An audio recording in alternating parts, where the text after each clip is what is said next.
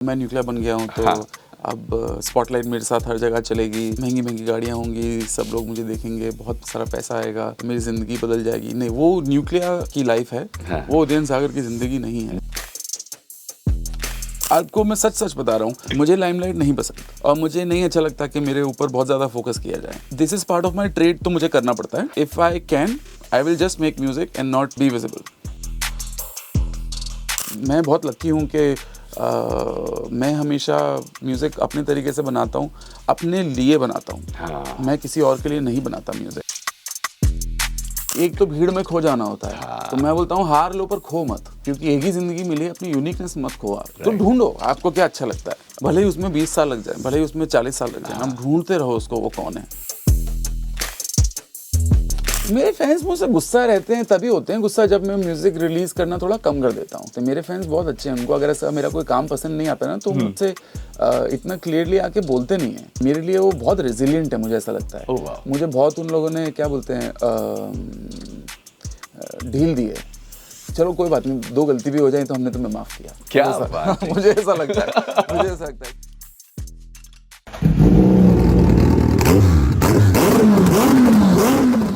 इस बात में कोई दो राय नहीं है कि अगर किसी चीज को आप सच्चे दिल से चाहते हैं, देर से सही पर वो चीज आपकी होती है। जैसे मैंने कभी चाहा था और जैसा मैं चाहता था कि एक दिन मैं मिलूंगा उदयन सागर से और जानूंगा कि ये न्यूक्लियर बना कैसे है।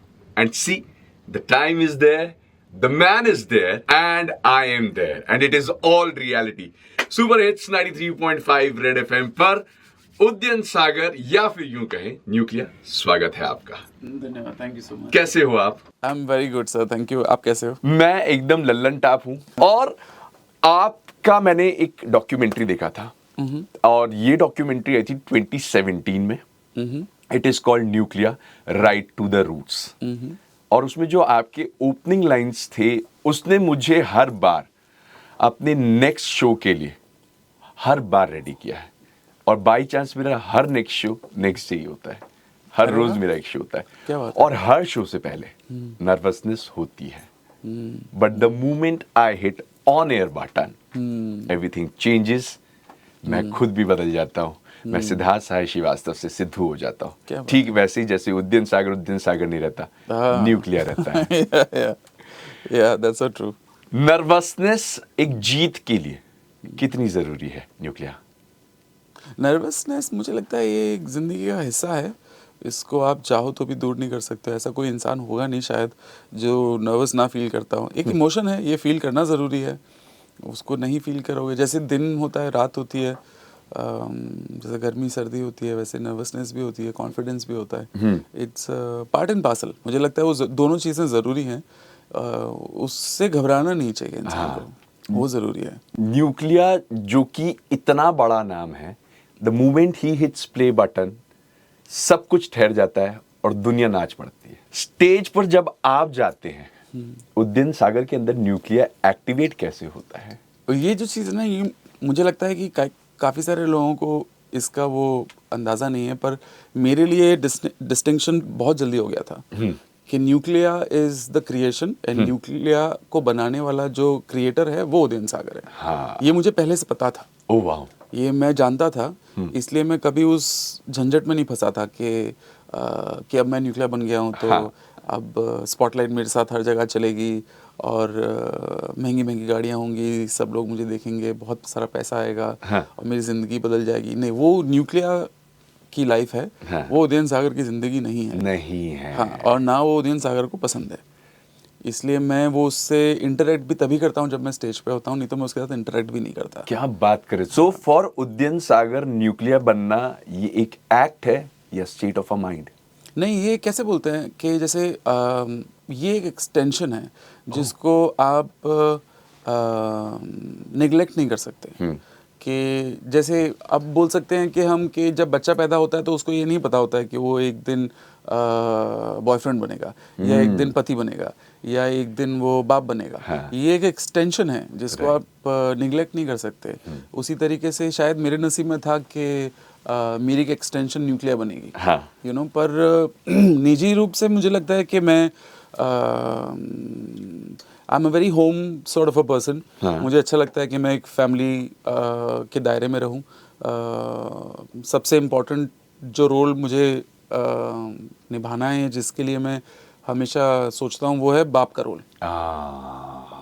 तो न्यूक्लिया उसकी लिस्ट में सबसे नीचे है. Oh wow. सबसे नीचे. मेरे लिए लीस्ट इम्पोर्टेंट आदमी न्यूक्लिया है. सो आपका स्टेट ऑफ माइंड, ऐसा स्टेट ऑफ माइंड तब हुआ जब आप गोवा पहुंचे? Because it is always said that Goa is not a state, it's a state of a mind. मैं धीरे धीरे ट्रांजिशन, जैसे आप बोलते हैं ना कि आप पहले जब बच्चा छोटा होता है तो उसको चलने की अकल नहीं होती, तो खड़े होने की कोशिश करता है, वो गिर जाता है. फिर वो फिर से खड़े होने की कोशिश करता है, वो फिर गिर जाता है. फिर एक दिन खड़ा हो जाता है, तो अब उसको खड़े होने की अकल आ गई है. राइट. फिर वो चलने की कोशिश करता है, तो चल नहीं पाता, फिर गिर जाता है. ये ट्रांजिशन हैं जिंदगी के सारे. एक कदम, like one step at a time. जब न्यूक्लिया बन गया तब ऐसा लगने लगा था कि शायद यही है. फिर जब मैं बाप बना तो मुझे लगा कि नहीं, वो न्यूक्लिया तो नहीं है, बाप पहले है. फिर ऐसे में जैसे जैसे आप आप इमेजिन कीजिए कि आपके विजन जब आप पैदा होते हैं तब ब्लरी होता है. हाँ. फिर धीरे धीरे वो विजन साफ होने लगता है. Right. जैसे जैसे आपको नज़र आने लगता है तब आप अपना डिसीजन मेकिंग कर सकते हैं कि हाँ ठीक है, चलिए ये मुझे रखना है, ये मुझे नहीं रखना, यहाँ पे मैं तवज्जो दूंगा, यहाँ पे मैं नहीं दूंगा, ये मेरा फोकस रहने वाला है, ये मेरा फोकस नहीं रहेगा. राइट. या आप उसकी एक प्रायोरिटी लिस्ट बना के तैयार कर देते हैं कि ठीक है, मेरी फर्स्ट प्रायोरिटी लिस्ट में ये इंसान है, दूसरे में ये है, तीसरे में ये है, चौथे में मैं न्यूक्लिया को बैठा के रखता हूँ. क्या बात है, क्या बात है. न्यूक्लिया जब स्टेज पे होता है ना, तो वो एक नाम है, एक एनर्जी है. लेकिन फिर एक पॉइंट ऑफ टाइम आता है कि वो एनर्जी जो है ऑन स्टेज वाली जो है न्यूक्लिया की, वो ओवर होने लगती है. जैसे जैसे शो आगे बढ़ता है और खत्म होने के कगार पे आ रहा होता है. उसके बाद उद्यन सागर वापस कैसे आता है न्यूक्लिया से? ये बहुत सीमलेस है. मुझे लगता है कि मैं आपको मैं सच बता रहा हूँ, मुझे लाइमलाइट नहीं पसंद और मुझे नहीं अच्छा लगता कि मेरे ऊपर बहुत ज़्यादा फोकस किया जाए. ओह. ये this is part of my trade, तो मुझे करना पड़ता है. हाँ. पर if I can, I will just make music and not be visible. Oh, is it? Yeah, I actually don't enjoy it at all. That's why moving back to Udyan Sagar is a lot more easier. Oh. Because he is also a family guy. He doesn't want to be seen. He doesn't want to be visible. He wants friends around. He wants his family around. He wants to do what he likes to do. ये जो बाकी की चकाचौंध वाली चीज़ें हैं, ये न्यूक्लिया के हिस्से की चीज़ें हैं, जिससे मैं सहमत नहीं हूँ. अच्छा. हाँ, तो मुझे लगता है कि अब वो है तो उसको करना पड़ता है, तो वो करेगा. पर अदरवाइज जैसे ही वो खत्म होता है तो मैं अपने जोन में ऐसे आ जाता हूँ फटाक करके. क्या बात कर रहे हैं. हाँ. मतलब अब ये हमारे लिए कहना और समझना बहुत आसान हो गया है कि ऑफ एयर या फिर यूं कहें कि off stage you are a very quiet version और a chaotic. I feel quiet version. Actually, on stage I'm a lot more predictable. Oh. Off stage I am, at least I would like to believe that. I am in my zone where I'm very funny also. Sometimes I am emotional also. Sometimes I am excited also. Sometimes I'm very, very calm. Sometimes I'm just reading. Sometimes I'm playing. Sometimes I'm driving. Sometimes I'm spending time with my family. But on stage there is only one act. इसी बात पे आपसे एक चीज ये पूछना था क्योंकि अभी बातों बातों में ये बात जब आपने कही है कि off stage you are very calm, do you believe that opposite attracts? अगर आप इतने काम हैं तो न्यूक्लिया इतना लाउड, वाइब्रेंट, चमकदार कैसे है यार? हाँ, ये बहुत अच्छा क्वेश्चन है. मुझे नहीं पता. और वो यहाँ पे है भी नहीं क्वेश्चन क्योंकि मुझे नहीं पता ये कैसे बाहर आ गया मेरे अंदर से. I also don't know. मुझे लगता है कि maybe it's an extension of me which gets a channel. Okay. Through Nucleya. वो एक्सटेंशन मेरे ख्याल से सब लोगों में होती है. कुछ लोग उसको एंटरटेन करते हैं, शायद कुछ लोग एंटरटेन नहीं करते होंगे. मेरे पास क्योंकि न्यूक्लिया है तो उसके थ्रू मैं उसको चैनलाइज कर सकता हूँ. ऐसा मैं लॉजिकली सोच रहा हूँ. इसका सही जवाब तो मुझे भी नहीं पता. I will think about this. It's a good question that you asked. आप ये जवाब मुझे कभी भी मिले पर मुझे इस जवाब का इंतजार रहेगा. जैसा भी आपने कहा कि उद्यन सागर को लाइमलाइट नहीं पसंद है, but Nucleya is my trade and I have to do all this thing for it. आता है इसमें एक सबसे बड़ा रोल एक ऐसी किरदार का जो सब कुछ ड्राइव करता है, एंड दैट्स पैसा. ना बीवी, ना बच्चा, ना बाप बड़ा, ना भैया, होल थिंग इज दैट के सबसे बड़ा रुपया.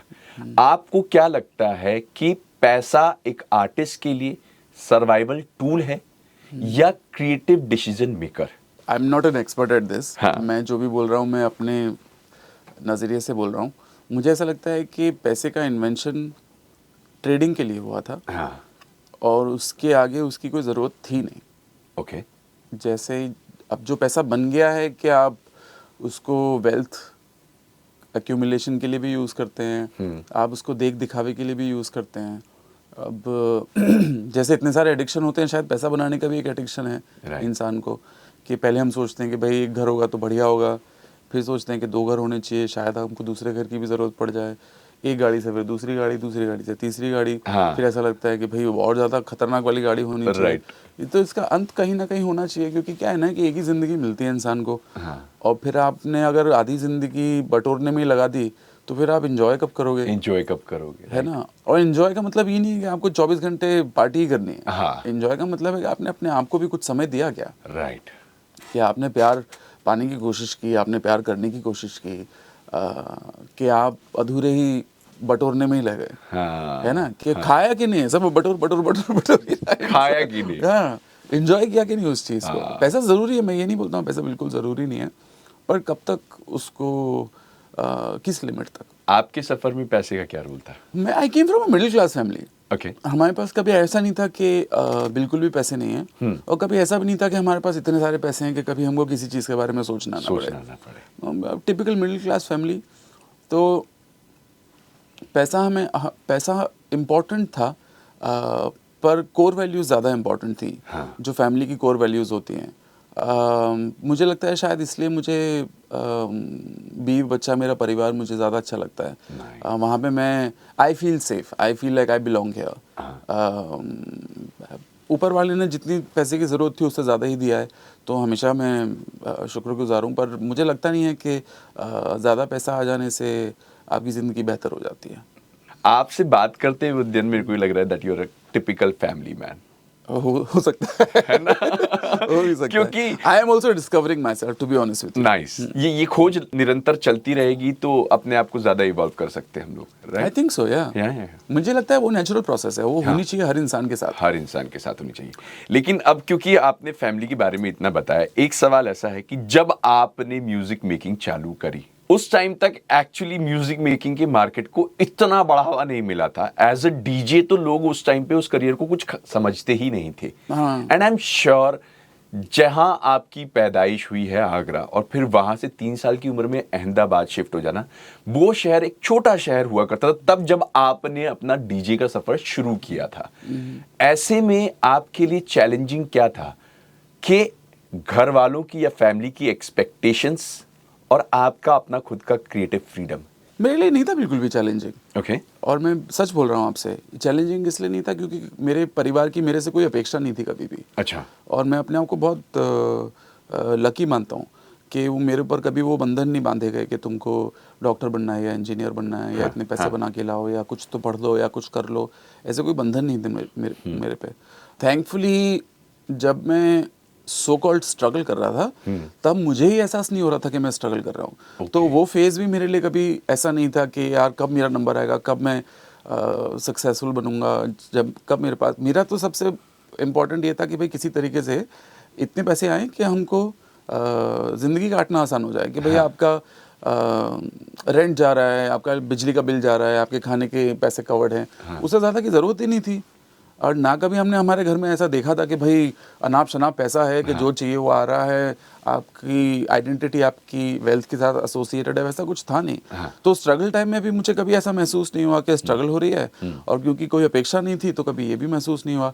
ये तो जब सब आने लगा उसके बाद ये लगा ये क्या बदल गया मेरी जिंदगी में कि मैं इसका क्या करूँ, अब आगे कैसे बढ़ूँ।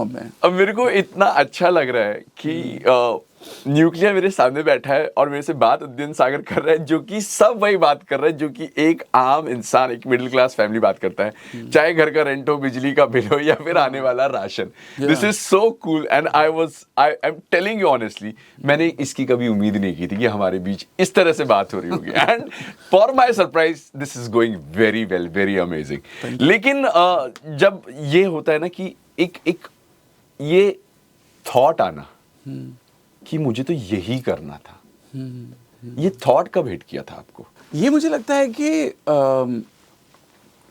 क्योंकि मुझे घर से कभी कोई किसी चीज़ के लिए पुश नहीं किया गया था। मुझे सिर्फ ये बोलते थे मेरे पिताजी कि आप है ना ग्रेजुएशन किसी तरीके से ख़त्म कर लो।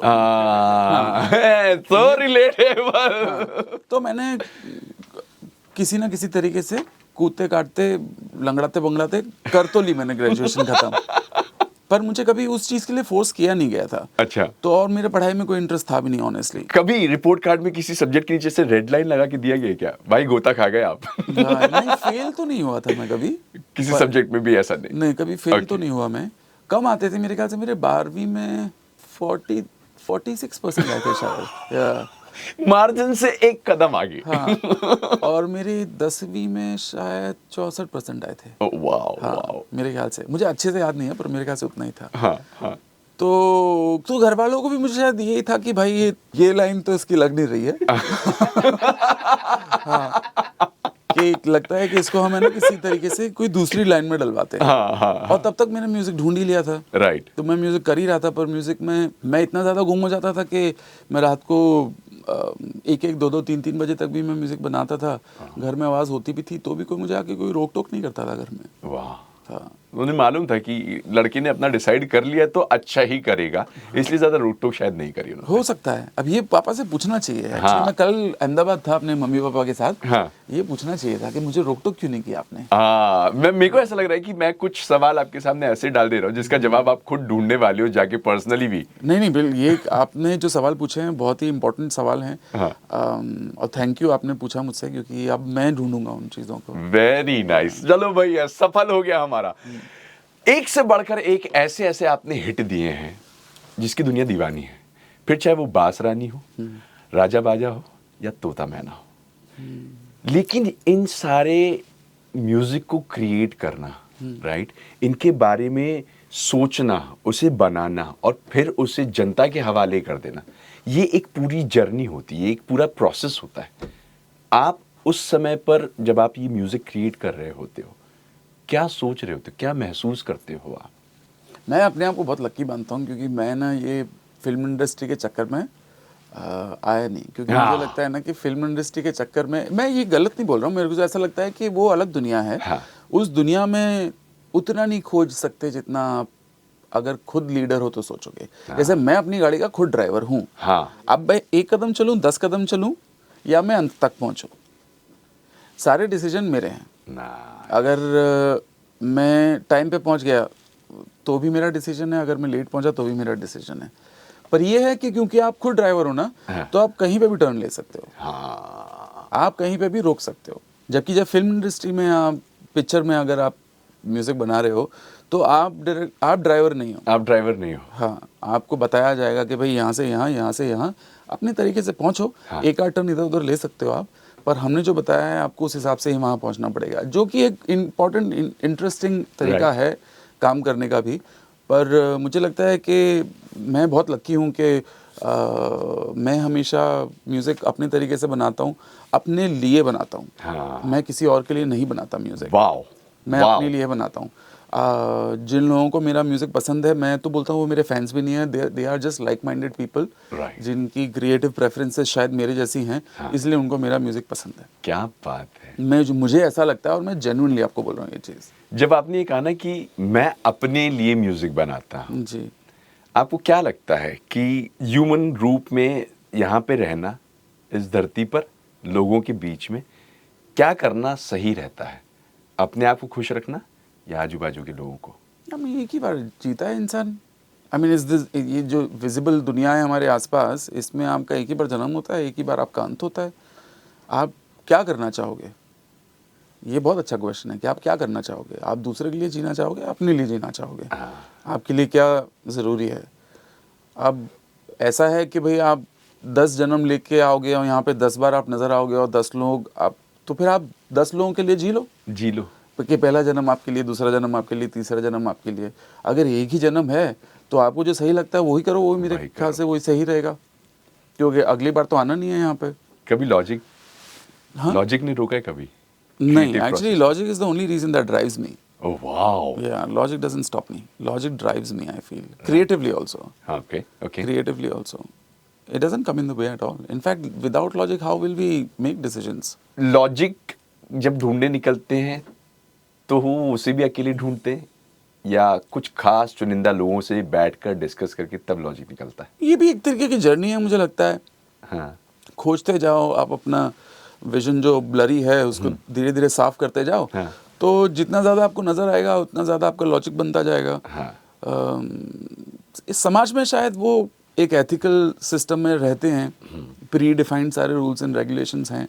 उस हिसाब से अगर आप नहीं ऑपरेट करेंगे तो सोसाइटी आपको एक्सेप्ट नहीं करेगी. तो खैर ज़माना बदल रहा है, लोग बदल रहे हैं, सोसाइटी भी काफ़ी ओपन माइंडेड होती जा रही है धीरे धीरे. दोस्त भी हैं कुछ ऐसे जो मुझे लगता है कि मुझ जैसी या मुझसे बेहतर सोच है. तो उनके साथ बैठ के भी ऐसी ये डिस्कशन नहीं होता कि लेट्स बी लॉजिकल, बट बातों बातों में से कुछ बातें निकलती हैं. हाँ. तो पता चलता है कि हाँ यार, ये सोचने का तरीका बहुत ज़्यादा सही है. मुझे ऐसा लगता है हाँ. कि ऐसे नहीं सोचना चाहिए, ऐसे सोचना चाहिए. राइट. तो दोस्त भी हैं. किताबें पढ़ना बहुत पसंद है. ओह वाह. तो किताबों में से बहुत सारी चीज़ें सीखने को मिलती हैं. सोचने के तरीके बदल जाते हैं, जीने के तरीके बदल जाते हैं. राइट. ये सारी इम्पोर्टेंट चीज़ें किसी भी रूप में आ जाती हैं. जिंदगी का फलसफा क्या है उद्यन सागर का? मैं तो सीख रहा हूँ, मैं सच बताता हूँ आपको. मुझे भी नहीं पता क्या तरीका है. मुझे लगता है धीरे धीरे चीज़ों के मायने समझ में आने लगते हैं जैसे जैसे उम्र बढ़ती जाती है, जैसे जैसे आप चीज़ें सीखते हो, देखते हो, समझते हो. मुझे लगता है कि इंसान को अपने लिए समय निकालना चाहिए. हाँ. इसलिए समय निकालना चाहिए क्योंकि जो सबसे ज़्यादा इम्पोर्टेंट चीज़ है ज़िंदगी में वो है प्यार. हाँ. और अगर आपने प्यार ठीक से नहीं किया, हाँ. और आपको प्यार के मायने अगर ठीक से समझ में नहीं आए, तो एक बहुत ही इम्पोर्टेंट और खूबसूरत चीज़ है आपकी ज़िंदगी से जो वैनिश हो जाएगी. राइट. तो प्यार को हमेशा हम जिस नज़र से देखते हैं वो ये है कि अगर आप मुझे प्यार करोगे तो मैं आपको प्यार करूँगा. हाँ. अगर आप मुझे प्यार नहीं करोगे तो मैं आपको क्यों प्यार करूँ. राइट. जबकि प्यार का ये असली मतलब है ही नहीं. प्यार का मतलब ये होता है कि तुम जैसे भी हो मुझे पसंद हो. मुझे पसंद हो. और मैंने ये डिसाइड किया है कि मैं तुम्हें प्यार करूंगा, तो मैं तुम्हें ज़िंदगी भर प्यार करूंगा. क्या बस खत्म होगी बात. आप मुझे नहीं प्यार करोगे तो भी चलेगा. ये असली मायना है प्यार का. राइट. ये असली मीनिंग है. This is the correct definition of love. But in the society it doesn't operate like that sadly. But this is the correct definition of love. And you will see कि ये जो definition है ना, ये बहुत ही गिनी चुनी इक्की दुक्की रिश्ते हैं. हाँ. जिनमें आपको नजर आएगी. जैसे अगर बाप अपनी बेटी से प्यार करता है तो है ना कि जान भी निछावर कर दो. अगर हाँ. माँ अपने बच्चे से प्यार करेगी तो वो जान भी निछावर कर देगी. बस कि तू जैसा भी है, तेरी कितनी भी बड़ी गलती है, सब माफ. क्या बात है ना. तो वो मुझे लगता है कि ये सारी चीजें मैं अब समझ रहा हूँ धीरे धीरे. पहले मुझे समझ में नहीं आती थी. बाप बनने के बाद ही सारी चीजें. बाप बनने के बाद ज्यादा समझ में आई. तुम पसंद आए ये इत्तेफाक था और तुम ही पसंद रह गए ये इश्क है. क्या बात है. वही बात आपने भी समझा दी कि इश्क वो होता है कि भाई तुम पसंद आ गए, अब तुम हर रूप में मुझे पसंद हो. इसी बात पे एक और अच्छा सा एक शेर था, किसका था मुझे याद नहीं है. हाँ. पर ये था कि हुस्न वालों से प्यार करता हूँ, वाह, नकले परवरदिगार करता हूँ. क्या बात है. हाँ. क्या बात है. क्या बात है. देखना, झूमना और दुआ देना. हाँ. बस यही कारोबार करता हूँ. क्या बात है. क्या बात है. कतई उम्दा, कतई उम्दा. अच्छा, एक और सवाल, उसके बाद हम थोड़ा सा और आगे बढ़ेंगे, हम लाइफ से आगे निकलेंगे. और ये सवाल ये था जो मैंने आपसे बाहर पूछ लिया था जब आप जस्ट पहुंचे थे. सक्सेस आने के बाद क्या प्रेशर बढ़ जाता है? हाँ. रिपीट करने का, बनाए से रिपीट करने का, the kind of work you have done, वैसे वैसा उससे अच्छा, उससे बेहतर करने का, या सक्सेस आने के बाद आप वापस से एक अनलर्न मोड में जाते हो और रीलर्न करके कुछ नया क्रिएट करते हो? सक्सेस का कॉन्सेप्ट मुझे पर्सनली पसंद नहीं है. मुझे ऐसा लगता है कि जैसे ही आपके ऊपर वो स्टिकर लगा दिया जाता है कि अब आप सक्सेसफुल हो, अब आप फेमस हो, अब आप नंबर 1 हो, या आपसे अच्छा कोई दूसरा एक्टर नहीं है, कि आप बेस्ट कॉमेडी एक्टर हो. ये सब चीज़ें ना इंसान से, एक्टर से जितना हो सके उतना दूर रखनी चाहिए. क्योंकि ये आपका फोकस तितर बितर कर देती है. राइट. ये चीज़ें आपको ध्यान नहीं देने देती उन चीज़ों पे जो चीज़ें आपकी क्रिएटिव एनर्जी के लिए सबसे ज़्यादा इम्पोर्टेंट है. राइट. तो इसीलिए मुझे लगता है कि एक reality check time to time होते रहना चाहिए. बहुत ज़रूरी है. बिकॉज क्योंकि आपने ये बात छोड़ी रियलिटी चेक पर, सो एक और ऐसी रियलिटी है जो धीरे धीरे लोगों को एक्सेप्ट करनी पड़ेगी, क्योंकि अभी उसकी एक्सेप्टेंस नहीं आ रही, लेकिन वो करनी पड़ेगी, और वो हमारी आंखों के सामने, that's AI.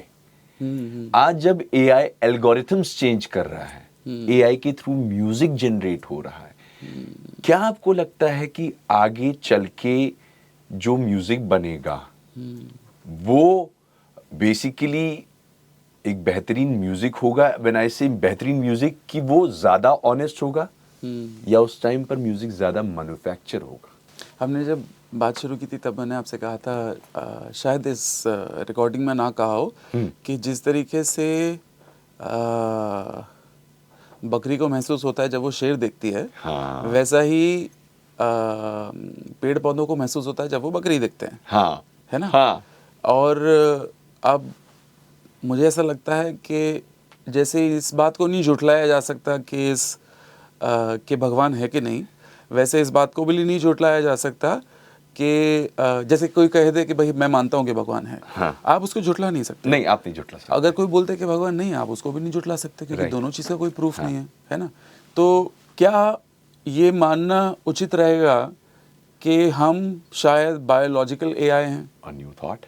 A new thought it is, Yeah. है ना? और हमको ये डर लग रहा है कि शायद एक दिन वो कॉन्शियस हो जाएगी एआई, और जिस दिन अगर कॉन्शियस हो गई एआई तो हमारा जीना दुर्भर हो जाएगा। Right. तो जो बकरी को महसूस होता था वो प्लांट को महसूस होने लगेगा। It's a very deep thought, Right. It's a It very is, very it is, deep it thought, is. You know, but the more you will think about it, the more you will realize कि ऐसा कैसे हो सकता है कि time से सुबह होती है और टाइम से रात होती है। ऐसा कैसे हो सकता है कि पृथ्वी गोल गोल घूम रही है, किसी ने तो बनाया होगा ये, हाँ, है ना? ऐसा कैसे हो सकता है कि हम एक सिस्टम से जी रहे हैं कि बच्चा जब पैदा होता है तो अंदर से तो उसको कुछ नहीं पता होता, हाँ। वो ठीक से देख नहीं पा रहा है, ठीक से समझ नहीं पा रहा है, पर क्या उसको स्ट्रगल हो रही है कि उसका हार्ट चलता रहे? नहीं, वो तो एक कोड है, उसके डीएनए में लिखा हुआ है Right. कि आपका तो चलता रहेगा, हार्ट बीट वो रुकेगी नहीं।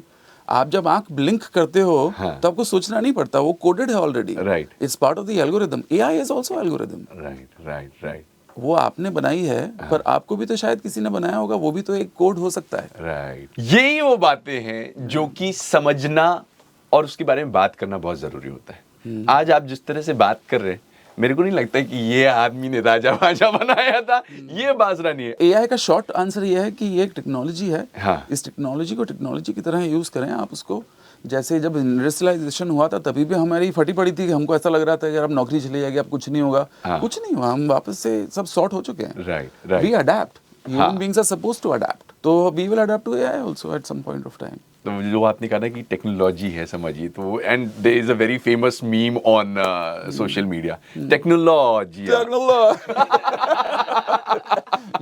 So now talking about this AI and technology, what do you think आने वाली जनरेशन जो है in terms of music making, या फिर हम यूं कहें सीधे सीधे कि एज अ डीजे जो आने वाली जनरेशन है आगे की, आपको क्या लगता है कि वो ये जो आर्टिस्ट ऑफ टुमारो है, ये जो नेक्स्ट जनरेशन है, कैसे काइंड ऑफ मतलब ये कैसे आर्टिस्ट होंगे? टेक्निकली स्ट्रांग, इमोशनली अवेयर, या स्पिरिचुअली कनेक्टेड?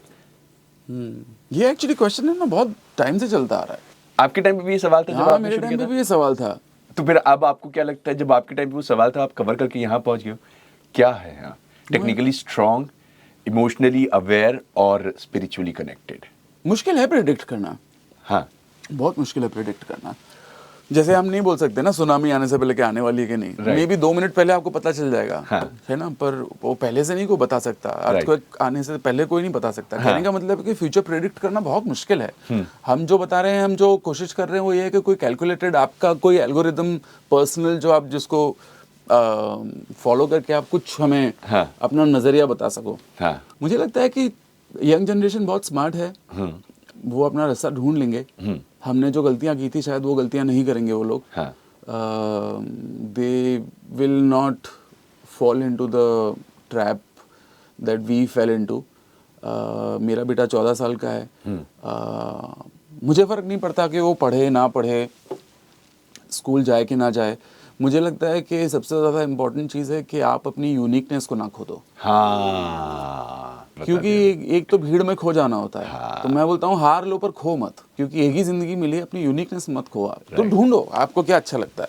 आप एक्टर हो कि आप डांसर हो कि आप रेडियो प्रेजेंटर हो कि आप म्यूजिशियन हो, आप कौन हो आप ढूंढो। भले ही उसमें 20 साल लग जाए, भले ही उसमें 40 साल लग जाए, आप ढूंढते रहो उसको वो कौन है। और फिर जब पता मिल जाए तो आधी तो आपने लॉटरी लगी चुकी है आपकी। लॉटरी लगी चुकी है। हाँ, उसके बाद का तो आपका बहुत आसान हो जाएगा। जैसे मैं कह रहा था ना, मुझे जब म्यूजिक मिला था तब मुझे ऐसा लग रहा था कि शायद मुझे और ढूंढने की जरूरत नहीं है, तो स्ट्रगल की तरह महसूस नहीं होती। हाँ राइट। अभी क्या है कि हम जो नौकरी कर रहे होते हैं वो हमको ऐसा लगता है यार क्या छोड़ है नहीं करना। रोज रोज यही करने के लिए उठना पड़ रहा है, जाना पड़ रहा है। या आपकी बात पे मुझे एक लाइन याद आ गई, जो अभी आपने कहा कि अपनी यूनिकनेस मत खो दो। कि किसी भी काम को करने में या तो हम जीतते हैं या तो हम सीखते हैं। तो जब तक जीत नहीं रहे तब तक सीखते रहो। हाँ सही बात है। दुनिया में है ना जीरो सम गेम चलते हैं सारे। जीरो, हाँ that is where we are. क्योंकि भी आपने ये बात कही, हम जीरो पे ही जाने वाले थे। जीरो की क्या वैल्यू है, आप क्या मानते हो? जीरो क्या है? जीरो बेसलाइन है। हाँ ना, और जीरो इम्पोर्टेंट है। यही शुरुआत यही अंत है। यही शुरुआत यही अंत है। जीरो के बिना तो कुछ नहीं है। मुझे लगता है कि वो आपको जितनी बार जैसे पाँव के तले जमीन का एहसास है ना, वो ही जीरो है। आप समझ रहे हैं कि आज जो ऐसा कितना ही आप क्लाइंब कर सकते हो। आपके लिए बहुत इम्पोर्टेंट है कि जितनी बार जीरो महसूस होता है उतनी बार इंसान के अंदर सीखने की वो जग जाती है, ललक जगती है। हाँ कि यार अब मुझे कुछ करना पड़ेगा, मुझे कुछ सीखना पड़ेगा, मुझे आगे बढ़ना पड़ेगा, मैं कैसे करूँ। फिर वो पूछने लगता है, सीखने लगता है, समझने लगता है। जीरो के बिना उस चीज़ का एहसास नहीं होता। तो जीरो होना जरूरी है। जीरो तो बहुत ज़रूरी है। मैं तो ये सोच के चलता हूँ कि मेरा बेटा है, उसके हिस्से की जितनी भी तकलीफ़ें हैं, जितनी भी हार हैं, वो हो सके उसको जितनी जल्दी मिल जाए उतना अच्छा है। उतना अच्छा है, राइट। ताकि आगे आसान हो जाए, क्योंकि आपका ब्लूप्रिंट तैयार हो जाएगा। हाँ, हर इंसान के लिए आप जैसे मैंने आपसे शुरुआत में कहा था ना कि बच्चा जितनी बार गिरता है, वो अगर आप माइनस कर दो तो खड़े रहने का हिसाब ही नहीं है। हाँ राइट, आप समझ रहे हैं? हाँ, वो इतना इम्पोर्टेंट है गिरना, क्योंकि गिरेंगे नहीं तो सीखेंगे कैसे? राइट। तो the first step towards success is failure. Yes, I completely agree to what you are saying. That's why zero is very important. Very important, very important. अब बात करते हैं न्यूक्लिया के परफॉर्मेंसेस की। न्यूक्लिया ने इंडिया में भी बजाया है और न्यूक्लिया ने इंटरनेशनली भी सबको बजाया है। How do you think that Indian concert crowd is different और अलग इंटरनेशनल क्राउड से? मुझे लगता है एक तो म्यूजिक की एक यूनिवर्सल लैंग्वेज तो है। अगर किसी के समझ में आ जाती है तो फर्क नहीं पड़ता। जैसे हम छोटे थे तो हम जो गाने हमारे, मुझे तो इंग्लिश मैंने बहुत लेट सीखी अपनी ज़िंदगी में। अच्छा। पर जैसे वो खालिद के गाने आते थे तो हम जो समझ में आ रहा है वैसे गा रहे थे उसको। अब वो सही है कि गलत है वो तो दूसरी बात है। मजे आ रहे हैं तो गाओ, मजे आ रहे हैं, आपको जो अच्छा लगता है वैसे वैसे गाओ। एक आध शब्द तो उसमें लिखा होता था तो हम वो बोल देते थे, बाकी के तो हमने खुद ही बनाए थे सारे के सारे शब्द। Which proves that music is a universal language. Yeah, it is. तो उस नज़रिए से देखा जाए तो ये है कि इंटरनेशनली भी कई मेरे जो इंस्ट्रूमेंटल गाने हैं वो बाहर अच्छे से चलते हैं। हाँ। You know, the second largest audience for me is in America. ओह, जो कि मैंने एक्चुअली एक्सप्लोर की नहीं है, शायद मैं अगले साल से एक्सप्लोर करना शुरू करूंगा। ओके। इंडिया में ये है कि नुआंसेस बहुत अच्छे से लोगों को समझ में आते हैं, क्योंकि मेरी भाषा है, मेरा म्यूजिक है, और क्योंकि मैं एक्सप्लोर भी कर रहा हूँ तो मैं 360 एक्सप्लोर करता हूँ कि भाई मुझे तमिल म्यूज़िक भी बनाना है, मुझे मलयालम भी बनाना है, मुझे बंगाली म्यूज़िक भी बनाना है, मुझे मराठी म्यूज़िक भी बनाना है, मुझे सब एक्सप्लोर करना है। सब। हाँ, तो मैं क्योंकि वो एक्सप्लोर इसलिए कर पाता हूँ क्योंकि आसान है एक्सप्लोर करना। इंडिया को मैं इंडिया एज एक कंट्री की नज़र से तो देखता ही हूँ, पर मैं उसको इस नज़र से भी देखता हूँ कि आपका कल्चर, आपका खाना, आपका रंग, आपका भाषा सब बदल जाती है, और हर 200-300 किलोमीटर की रेंज में। राइट। तो जो आपका चेन्नई में होता है वो आपका हरियाणा में नहीं होता, जो आपका गुजरात में होता है वो आपका नॉर्थ ईस्ट में नहीं होता। ये सारी अलग अलग कंट्रीज हैं जो कंसोलिडेशन है इंडिया के अंदर। राइट। और मैं बिना वीजा के घूमता हूँ बिंदास। मुझे अलाउड है, मैं जाके जिसको रिकॉर्ड करना है करो, जो एक्सप्लोर करना है करो। क्या बात है। और जब आप ये एक्सप्लोर करने निकलते हैं, आप इतनी सारी चीजें लोगों को देते चलते हैं, आपको उसका अंदाजा भी नहीं है। आप अपने फैंस का फीडबैक पढ़ते हो या उन पर कभी काम करते हो? मेरे फैंस मुझसे गुस्सा रहते हैं, तभी होते हैं गुस्सा जब मैं म्यूजिक रिलीज करना थोड़ा कम कर देता हूँ। अच्छा। हाँ, मुझे ऐसा लगता है मुझसे गुस्सा हाँ। होते हैं। मेरे फैंस बहुत अच्छे हैं, उनको अगर ऐसा मेरा कोई काम पसंद नहीं आता ना तो मुझसे इतना क्लियरली आके बोलते नहीं है, और ना वो इतना विजिबली आपको नजर आएगा कमेंट सेक्शन में भी। हाँ, हाँ, हाँ। मेरे लिए वो बहुत रेजिलियंट है, मुझे ऐसा लगता है। ओह, वाह। मुझे बहुत उन लोगों ने क्या बोलते हैं ढील दी है, प्यार दिया है। बहुत प्यार दिया है कि चलो कोई बात नहीं, 2 गलती भी हो जाए तो हमने तुम्हें माफ किया। क्या ऐसा- बात है। मुझे ऐसा लगता है, मुझे ऐसा लगता है जिस जो आज़ादी न्यूक्लिया को मिली है उस आज़ादी को मद्देनजर रख के मेरे तो जो मन में आता है मैं बनाता हूँ। क्या बात मैं है। सोचता नहीं हूँ ज़्यादा। कुछ गाने तो आपके अपने पर्सनल कैटलॉग में भी होंगे जो आपके दिल के सबसे करीब होंगे, जो आपके फैंस, आपके लिसनर्स को पता ही नहीं है। कौन से हैं वो गाने? एक्चुअली मेरी जो लास्ट एल्बम थी ना वो मुझे वो मैं जैसे रिलीज करना चाहता था मैं वैसे रिलीज भी नहीं कर पाया। हाँ। चमकीला नाम था एल्बम का। ओके। और जैसे मैं उस एल्बम को प्रमोट करना चाहता था मैं वैसे उसको कर भी नहीं पाया। हाँ। जो भी सर्कमस्टेंसेस थे उसमें कई सारे गाने थे ऐसे जो मुझे बहुत पसंद थे। हाँ। जिसमें से गाना था जोगी मुझे बहुत पसंद है। ओह, वाह। हाँ, पर वो मुझे मैं बजाने का भी मौका नहीं मिलता मुझे, और शायद वो मैं ठीक से ट्रांसलेट नहीं। अब जैसे कई बार ऐसा होता है कि जब मैं आया यहाँ पे आपके साथ बैठा, जब मैंने बात करना शुरू किया तब आपको ये लगा होगा कि हाँ शायद ये वो इंसान नहीं है जो इंसान मैंने सोच के रखा था। राइट। कि ये शायद थोड़ा अलग इंसान है। हाँ। तो उसके लिए प्रीफिक्स ये था कि हम कम्युनिकेट करें। हाँ।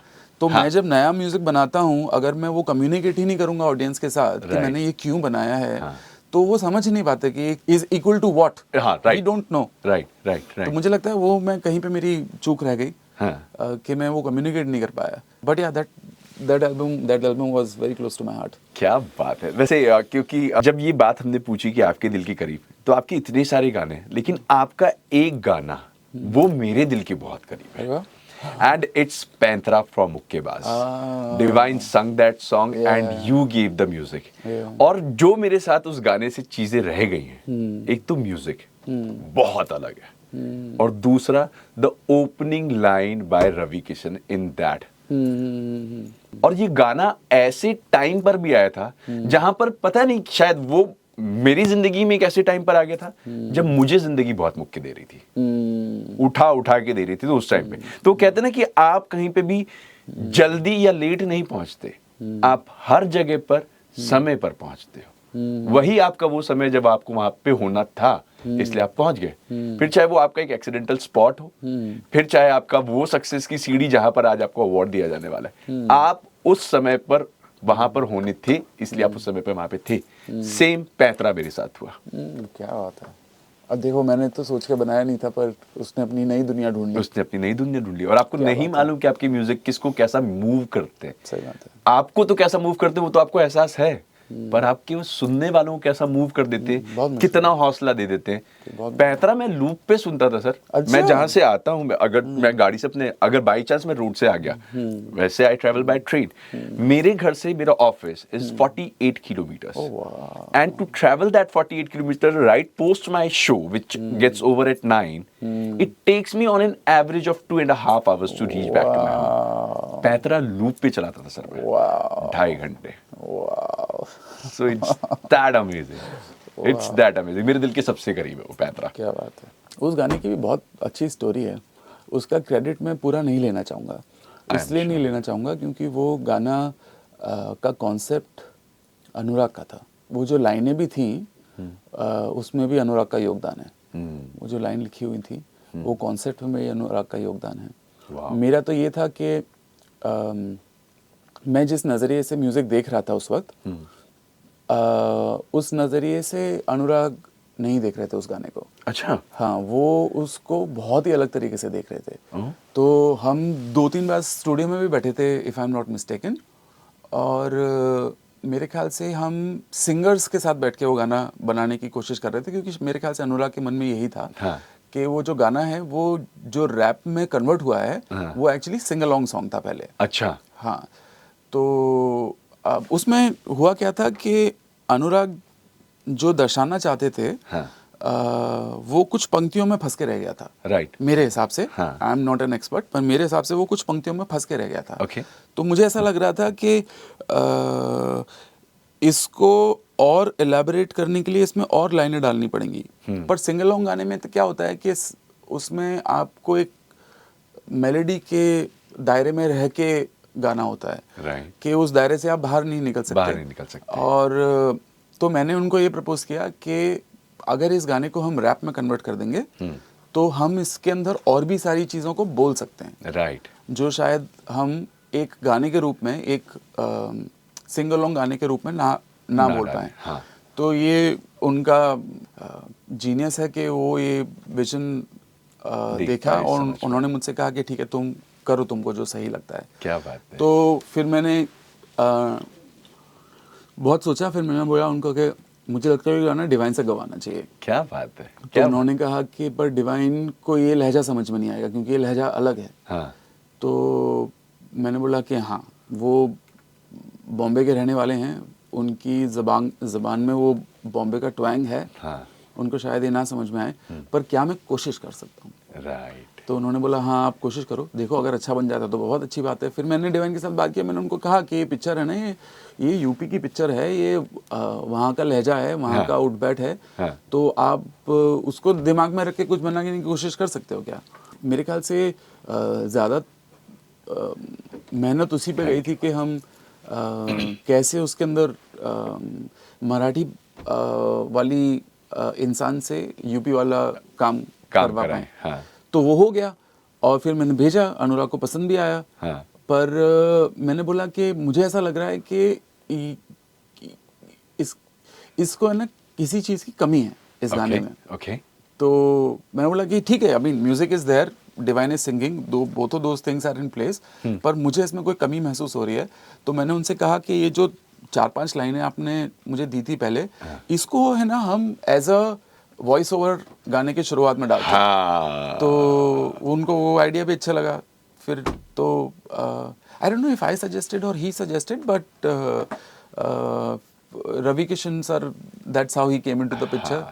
और अनुराग बीइंग अनुराग, ऐसे cut cut cut cut cut cut सब चीज़ें अलाइन हो गई ऑटोमेटिकली और गाना बन गया तैयार। और जो गाना बना है वो सिर्फ गाना नहीं बना है, कई लोगों के लिए एक टफ टाइम में हौसला बन गया। हाँ। जुबीन दा के साथ भी आपने कोलैब किया था। हाँ, ये देखिए अब वो कैसा है ना कि अब वो नहीं है हमारे बीच में, बहुत दुख की बात है। मैं गाना बना पाया, ये बहुत सुख की बात है, पर उस गाने बनाने के पूरे प्रोसेस में मैं ना उनसे कभी बात कर पाया, ना कभी उनसे मिल पाया। तो ये भी एक दुख की बात है। तो ऊपर वाला सबको सब नहीं देता। हाँ। गाना दे दूंगा पर नहीं मिल पाओगे तुम। मलाल होता है कि मेरा गाना उन तक था लेकिन मैं हाँ नहीं, ये बहुत दुख होता है मुझे एक्चुअली पुराने सिंगर्स बहुत पसंद है, पर अब वो है नहीं यहाँ पे। हाँ। तो अगर आप उनकी इच्छा भी हो उनके साथ काम करने की, तो आप कैसे काम करोगे, है ना। तो उस चीज़ का दुख तो होता है। अब मेरी नई एल्बम तैयार है। वाव। हाँ, और मेरा इतना मन था ना कि मैं अनु जी के साथ काम करूँ उस एक गाने पे। हाँ। और अनु जी के बड़प्पन ने, उन्होंने गाना सुना, उनको गाना पसंद भी आया, तो उन्होंने कहा कि हाँ मैं न्यूक्लियर तुम्हारे लिए मैं गाऊंगा गाना। क्या बात है, क्या बात है। तो वो एक मेरी ऊपर वाले ने सुन ली। क्या बात है। मैं उनसे मिला भी, वो बहुत अच्छे इंसान हैं। हाँ। बहुत प्यार करते हैं और म्यूजिक से तो करते ही हैं प्यार, वो नए आर्टिस्ट से और भी ज़्यादा प्यार करते हैं। He is very open minded, he is an incredible human being. अगर आज आप अपने यंगर सेल्फ को एक बात कहना चाहो but not for the success, वो क्या बात होती? मुझे लगता है कि if I can time travel I will go back and not grow up. Wow. इंसान की बुद्धि भ्रष्ट होती है जब वो बड़ा होने लगता है। जब तक छोटा है मासूम है, सब कुछ सच्चा और अच्छा है। किसी से डर नहीं लगता, किसी की कोई अपेक्षा नहीं है, कुछ बनने का कुछ वो नहीं है। आप 24 घंटे क्यूरियस रहते हो, आप 24 घंटे क्रिएटिव रहते हो। आपसे कोई ये नहीं बोलता जा दाल लिया, जा चावल लिया, जा बिल भरा, जा इसका क्या होगा उसका क्या होगा। आपके पास वो जो आज़ादी है ना, वो आज़ादी इंसान खो देता है जैसे वो बड़ा हो जाता है। Right right. तो मैं तो बड़ा ही नहीं होना चाहूँगा। क्या है आज के टाइम में ना, लोगों को अच्छा सब कुछ मिल रहा है पर सच्चा कुछ नहीं मिल रहा है। हाँ, सही बात। This is such a divine feeling and this is such a good feeling. I can not express you कि हाउ हैप्पी आई एम कि एक तो आपसे मुलाकात हो गई और फिर आपसे इस तरह से बात हो रही है। This is so good. आप आ रहे हैं हम लोग के एक बहुत अमेजिंग आईपी पे, जी, which is happening on 21st of February and that's Riders Music Festival. That's right. एक तो मैं राइडर हूं, जी मुझे आपका म्यूजिक बहुत पसंद है, जी लेकिन वही है कि ऊपर वाला ये कहता है कि मैं तुम्हें सब दूंगा लेकिन एक चीज शायद तुम्हें नहीं दे पाऊं। मैं आज आपसे आपकी इस इंटरव्यू के लिए आपका फैन होते हुए मैं अपनी बाइक राइड करके आया हूं। क्या बात है, जनरली जो मैं अपने ऑफिस के लिए कभी नहीं करता, ऑफिस आने के लिए कभी नहीं। क्या बात है। I so wanted to see you performing in Riders Music Festival on 21st of February, but that's happening in Delhi. At the same time, यहाँ पे भी कुछ हो रहा होगा and I cannot be there. आप आ जाइए दिल्ली, चलिए मेरे साथ। मैं पूरी कोशिश में तो ये लगा हुआ हूँ कि मैं बॉस को बोलूँ कि बॉस जी। प्लीज जी भेज दो मुझे, दिल्ली मेरी बुला लो। फेवरेट जगह भी है to be honest. I know.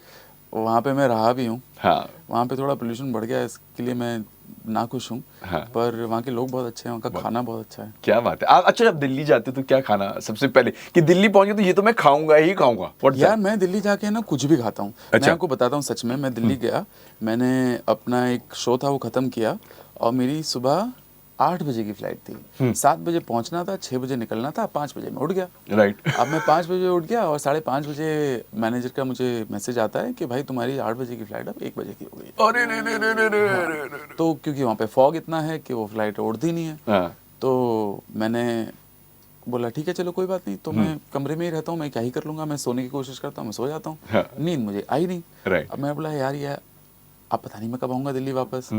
अब मुझे लगता है कि जब तक मैं हूँ यहाँ पे तो लपेट लो जो मिल रहा है, और मेरे मीठा खाने का बड़ा शौक है। अरे वाह। तो मैंने फ़ोन किया, मैंने उसको पूछा भैया मीठे में क्या है। तो उसने बोला कि आप क्या लेंगे। तो मैंने पूछा कि ताज़ा ताज़ा क्या है। बोले गाजर का हलवा मिलेगा। ओ वाह। तो मुझे लगा कि वो कटोरी गाजर का हलवा भेजेगा, उसने डोंगा भर के गाजर का हलवा भेज दिया। बैठे बैठे मैं पूरा खा गया। ओ हाँ, बैठे बैठे पूरा डोंगा। पूरा डोंगा खा गया मैं। ओ इतना भाई। बड़ा डोंगा था, मैं पूरा डोंगा खा गया बैठे बैठे। और मुझे इतना पसंद है मीठा खाना। हाँ। पर खाने के तुरंत बाद मुझे इतना गिल्टी फील हुआ अरे यार। कि अब 5:30-6 बजे की बात है। फिर मैंने ब्रेकफास्ट भी स्किप कर दिया, फिर मैंने लंच भी स्किप कर दिया, और मैं रात को पहुंचा हूँ घर करीबन 9-10 बजे के आसपास। हाँ। फिर मुझे इतनी बड़ी तेज़ भूख लगी तो मैंने घर का जो खाना बनाया था वो खाया। पर मैं कॉम्पनसेट कर लेता हूँ। कॉम्पनसेट कर लेता। हाँ, कि आप खाइए जो आपको पसंद है। हाँ। पर फिर आप उसका बराबरी भी कर दो हाँ, किसी तरह आपको उसको मील स्किप करनी पड़ेगी, व्रत रखना पड़ेगा। हाँ, से। ट्रिप पे गए थे, गिल ट्रिप पे भी चलना पड़ गया था एक बार के लिए। सही बात है, सही बात है। सही बात है। सो सर, हमारे लिसनर्स आपके फैन और वो राइडर्स जो आ रहे हैं 21 फरवरी के लिए, specially for riding and for nuclear, उनके लिए क्या मैसेज होगा आपका? आओ मस्ती करेंगे, पार्टी करेंगे, मज़े करेंगे, गाने सुनेंगे, बढ़िया खाना खाएंगे। क्या बात है। हाँ, जिंदगी के छोटे छोटे मज़े होते हैं ना। हाँ दोज आर प्राइसलेस। क्या बात है। मतलब मन भर के जीना, मन भर के राइड करना और अच्छे पलों को जीना at riders music festival, because न्यूक्लियर वो छोटी छोटी खुशियां तुम्हारे लिए बहुत बड़ी बनाने वाले हैं। बहुत सारी चीजें हैं, बहुत सारी बातें हैं, ये कुछ ऐसे हैं जो कि मैं ये रैपिड फायर होगा। ओहो, helmet of confidence with nuclear. Question number 1, सबसे यादगार रोड ट्रिप कौन सी रही है, और डेस्टिनेशन या जर्नी दोनों में ज्यादा इंपॉर्टेंट या तवज्जो आप किसको देते हो? एक्चुअली मैं ना जब जिंदगी में फंसा हुआ था तो थेरेपिस्ट के पास जाता था। तो थेरेपिस्ट ने मुझसे कहा था कि तुम कभी बिना काम के किसी ट्रिप पे गए हो। तो मैंने कहा नहीं, मैं बिना काम के तो कभी नहीं गया ट्रिप पे। तो उसने कहा था कि आप बिना काम के ट्रिप पे जाइए। तो मैंने अपने जो मेरे बचपन के दोस्त हैं उनसे कहा था यार मुझे कहीं जा रहे हो तो ले चलो सब साथ में। हाँ। तो पहले तो उन लोगों ने बोल दिया कि तेरे को तो नहीं लेके जाएंगे, तू साला 5 स्टार है पूरा, तेरे को नहीं लेके जाएंगे। तो मैंने कहा नहीं ऐसा नहीं है। आप जैसे बोले हम लोग शू स्ट्रिंग बजट में जाते हैं। हाँ। तो मैंने कहा कि मैं भी शू स्ट्रिंग बजट पे चलूंगा, मैं कोई मुंह नहीं खोलूंगा, चुपचाप बस कि मैं चलूंगा साथ में। हाँ। तो हम लोग गए थे Spiti valley from Delhi. From Delhi. Okay okay. Delhi तक हम लोग फ्लाइट में गए थे, फिर वहाँ से हमने गाड़ी ली थी, फिर हम स्पीति वैली गए थे। और वो मेरे हिसाब से मेरी फेवरेट। तो आई एम श्योर जब आप दिल्ली से स्पीति जा रहे हो तो डेस्टिनेशन तो बता, और ये जर्नी तो खूबसूरत रही होगी। हाँ। वो घूम घूम के ऊपर जाना, हाँ। पहाड़। हाँ, बहुत खूबसूरत था। और मेरे दोस्त ने मुझसे कहा कि आज हम ट्रैक करने चलेंगे। अच्छा। हाँ, तो अब मैं अनाड़ी आदमी, मैंने कभी कोई ट्रैक व्रैक किया नहीं है। हम कंप्यूटर के सामने बैठ के म्यूजिक बनाते हैं, उससे ज़्यादा हमारा कुछ है नहीं आगे पीछे। तो उसने बोला कि हम ट्रैक करने जाएंगे। मैंने बोला चलो। हाँ। तो हम सुबह उठे थे, हमने चाय वाय पी और अनाड़ियों की तरह बिना पानी वानी लिए हम ट्रैक करने निकल लिए। ना खाने के लिए हमने कुछ लिया, ना हमने पीने के लिए कुछ लिया। अब हम ट्रैक कर रहे हैं। हम बहुत दूर आ गए और हमारे साथ कोई गाइड नहीं है। अब हम खो गए। अब हमें रास्ता नहीं मिल रहा और हमें प्यास भी लग रही है, हमें भूख भी लग रही है। और घूमते फिरते अब 5-6 घंटे हो चुके हैं। मुझे दिख गई एक दुकान। तो मैं गया उस दुकान वाले के पास। मैंने उससे जाके बोला, भैया कुछ पानी मिल जाएगा? तो उसने बोला, पानी तो नहीं है, हमारे पास लोकल वाइन है। अच्छा। वो कर रहा था ठर्रे की बात। तो उसने बोला, लोकल वाइन है, लोकल वाइन आप ले लो। हमने बोला, अब मैं ऐसा सोच रहा हूँ, मैं पीता नहीं हूँ, कभी किसी दोस्त ने पिला दिया तो बात अलग है, पर I am not a regular drinker. तो मैंने बोला कि चल कुछ तो पीने को मिलेगा। हाँ। तो मैंने वो बोतल खरीद ली, मैंने एक घूंट पिया, मेरा तन बदन जल गया अंदर से। लोकल वाइन बोल के ठर्रा पिला दिया। हाँ। तो अब मेरा अंदर से सब तन बदन जल रहा है। मैं बोल रहा हूँ ये क्या ही मैंने पी लिया। और मेरे दोस्त ने तो वो फिकवा दी और कुछ जुगाड़ करके हम वहाँ पहुँच गए। राइट। घर पे वापस। अब घर पे हम पहुँचे हैं, मैं अपनी जेबें खाली कर रहा हूँ और मेरी जेब में से मेरा वॉलेट निकला, मेरा फ़ोन निकला और 3 फ़ोन और निकल आए। हैं? हाँ। तो मेरा दोस्त बोल रहा है कि क्या, कहाँ से ले आया है 3 फ़ोन, किसके हैं 3 फ़ोन? मैं इतना घबराया हुआ था कि मैं अपनी चीज़ें छोड़ दूंगा कि वो दुकान में मैंने बाकी के लोगों के भी फ़ोन बटोरे। तो मैं बाकी के लोगों के भी फ़ोन बटोर के ले आया। पर अब मेरी ताकत नहीं है, मैंने इतनी हाइकिंग कर ली है, मैं इतना थक गया हूँ कि मैं क्या करूँ। तो फिर वो मेरे दोस्त को मैंने बोला कि भाई तेरे को जो करना है तू कर। वो फ़ोन लेके गया, वो जो वहाँ पे तैयारी में बैठे हुए थे उन लोगों को पता भी नहीं था, उनका फ़ोन चला गया। ओ भाई। वो आके फ़ोन रख के वापस आ गया, किसी को कुछ पता नहीं चला। उस जगह पर है। हाँ। कुछ ऐसा हो जाता है। मेरे ख्याल से वो पहली बार और आखिरी बार वही था। आप वैसे जनरली राइड पे जाते हो, बाइक वाइक राइड करते हैं? करता था। ओके। पिछले 1.5 साल से नहीं कर रहा हूँ। करता था, जाता था, बहुत ज़्यादा नहीं। जैसे फॉर एग्जांपल मोटरसाइकिल पे तो नहीं, पर साइकिल पे मैं अपने दोस्तों के साथ गुवाहाटी से तवांग साइकिल पे चला के मैं गया था। मुझे बहुत मन था। हाँ। और हम लोग कोशिश कर रहे थे कि हम अंडर प्रिविलेज बच्चों के लिए किसी तरीके से इतना फंड्स इकट्ठा करें कि उनकी ज़िंदगी थोड़ी मेरी कंपनी नहीं है, मैं सिर्फ पार्टिसिपेट कर रहा था। पार्टिसिपेट कर रहे थे आप? मेरा जो दोस्त है उसकी कंपनी थी जिसके थ्रू हम कोशिश कर रहे थे। तो वो ट्रिप बहुत खतरनाक ट्रिप थी। और याद भी रह गई। वो बहुत अच्छी ट्रिप थी। वैसे जनरली अगर आप राइड पे जाते हो तो कैसे राइडर हो आप? सब कुछ प्लान करके निकलते हैं या बस हेलमेट उठाया, बैठे, सेल्फ दिया और चल दिया? हाँ, मैं सेल्फ दिया और चल दिया। अच्छा, ज्यादा नहीं सोचते? ज़्यादा नहीं सोचता।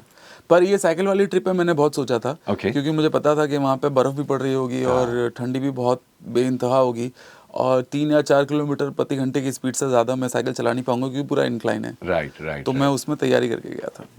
एक चीज जो आप हर रोड ट्रिप पे कैरी करते हो, चाहे कितनी भी शॉर्ट राइड क्यों ना हो? फोन। ओके। सनराइज राइड पसंद है या midnight highway ride? Sunrise. Why? I am a morning person. You are a morning person. Generally you wake up at 5 every day? Not 5 but 7 बजे के आसपास। 7 बजे के कभी 6:30 बजे आँख खुल जाती है। ओके। तो आपकी पार्टी इतनी देर तक जो चलाते हैं आप? मैं बोलता रहा हूँ मेरा कोई रिश्ता नहीं है न्यूक्लिया के साथ। हाँ, वो उसकी दुनिया है, मुझे करना पड़ता है, पर मुझे कोई है नहीं। क्या बात है। राइड के बीच जब रास्ता खराब हो या प्लान बिगड़ जाए, आप कैसे डील करते हो? तो एक बार जर्नी पर निकल गए तो निकल लिए, जब तक एंड में ना पहुंचे तब तक चलते रहो। और क्या, ये कठिनाइयां तो आती रहती हैं। हाँ, जिंदगी चलते रहने का नाम है, इधर भी चलते रहो। चलते रहिए। कोई ऐसा रोड या रूट जहां पर आप राइड कर रहे हो और उस राइड के दौरान आपके माइंड में ये आया हो कि यार जेन्युइनली ये मोमेंट अगर रिकॉर्ड हो जाते तो? हाँ, वैसे तो मेरे पास वो इंस्टा 360 है जो मैं हमेशा चालू रखता हूँ। Oh wow. हाँ, वाओ। तो मैं कोशिश करता हूँ कि मैं जो कुछ रिकॉर्ड कर सकूँ वो रिकॉर्ड कर लूँ। पर कभी कभी ऐसा होता है, पर मुझे लगता है कि जब नहीं होता ना तब शायद वो पल वैसे पल भी नहीं जिनको रिकॉर्ड किया जाए। अच्छा। या वो कैमरे के सामने वो पल आते भी नहीं। सोलो राइड या ग्रुप राइड, कौन सा ज्यादा आपकी पर्सनैलिटी से मैच करता है? सोलो। Solo ride. कोई ऐसा ट्रैक जो आपके मूड को इंस्टेंटली स्विच कर देता है, चाहे दिन कैसा भी हो? नहीं, ऐसा कुछ भी नहीं है। ऐसा कोई भी नहीं है? नहीं, ऐसा कुछ भी नहीं है। मेरे तो मूड के हिसाब से बहुत सारी चीज़ें बनी हुई है। क्या बात। हाँ, ऐसा कोई गाना नहीं है। मेरे को गाने बहुत पसंद हैं। मैं हर टाइप के गाने सुनता हूँ। हिंदी भी सुनता हूँ, इंग्लिश भी सुनता हूँ, तमिल भी सुनता हूँ, अरेबिक भी सुनता हूँ, क्लासिकल म्यूज़िक भी सुनता हूँ, सूफी म्यूज़िक में सब सुनता हूँ। फेवरेट सिंगर है कोई, कि मतलब कभी ऐसा है कि कुछ नहीं समझ में आया तो बस वो मेरा एक सिंगर, उसका एक वो गाना? मुझे हिंदी पुराने गाने बहुत पसंद हैं। हाँ हाँ, हिंदी पुराने गाने मैं बहुत सुनता हूँ। अगर एक रात की लॉन्ग राइड के लिए सिर्फ एक ट्रैक चूज करना हो तो वो कौन सा होगा? ओहो, मैं लिरिकल म्यूज़िक कम सुनता हूँ। हाँ हाँ, पर one album that I love the most and I will never get tired of it is the one by red hot chili peppers, okay. Californication. That's the Oh. One. I love that album. या क्या Love बात that है। album, yeah. I am done with my questions. जितने यहाँ लिखे थे I am sure उसके दुगने मैंने पूछ लिए, क्योंकि बातों में से बात निकलती जा रही है और मेरा ऐसा मानना है कि बात करने से बात बनती है, बिगड़ी बातें भी बात करने से ही सुलझती है। कम्युनिकेशन इज की। Communication is the key. And I think with that key, I unlock Udyan Sagar more rather than nuclear. हाँ, And thank you for giving me the hold of that key. you're most welcome sir. Key. Thank you. मैंने ये बातचीत आपके साथ भले ही 1-1.25 घंटे की करी है, but I am sure this will go on with me till 21st of February, जब मैं रेड एफएम इंडिया के पेज पर जाकर देख रहा हूँगा कि एक बहुत धांसू रील कटी है और उस पूरी रील के पीछे एक ट्रैक चल रहा है bye nuclear, and I am seeing and watching people grooving over it. So sweet. Thank you so much, Udyan Sagar, for coming here, for giving us that time and for telling us कि एक artist अच्छा होने के लिए एक अच्छा और सच्चा इंसान होना कितना जरूरी है. आप मैंने बहुत वो डाल रहे हो मेरे ऊपर. नहीं मैं आपको I'm तो अपने learning दिल की बात बता रहा हूँ कि जनरली कभी हमें इतना ज्यादा खुल के किसी आर्टिस्ट से बात करने का नहीं मिलता. No, I'm very happy that we could have this conversation. I'm very happy that I am here again at Red FM. This is a great place. मैं कोशिश कर रहा हूँ हर रोज़ कि मैं एक अच्छा इंसान बन सकूँ, एक अच्छा आर्टिस्ट बन सकूँ, एक अच्छा बाप बन सकूँ, एक अच्छा पति बन सकूँ, एक अच्छा आर्टिस्ट बन सकूँ. ये एक कोशिश ही है और बढ़ते दिन तक ये कोशिश बरकरार रहेगी. शायद कभी मैं सक्सेसफुल हो जाऊँ, शायद ना भी हूँ, पर जर्नी अच्छी है तो हम कंटिन्यू करेंगे. क्या बात है. Thank you so much for coming here and thank you so much for making sure कि RMF जो है जी, राइडर्स म्यूजिक फेस्टिवल जी. वो छा जाए. जी ज़रूर, 100%. Thank you so much. Thank you sir. Thank you.